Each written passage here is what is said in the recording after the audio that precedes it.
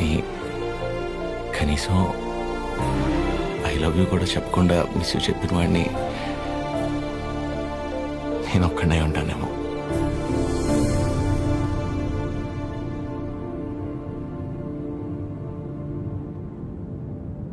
ఇప్పటిదాకా నేను ఒక్కదాన్నే నీ గురించి ఆలోచించాను, కానీ ఈ విషయంలో వాడు కూడా నీ గురించి ఆలోచించాడు.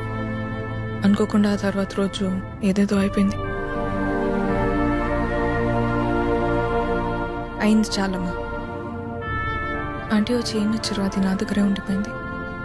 కీర్తనకి ఇచ్చి పంపిద్దామని తీసుకొచ్చాను.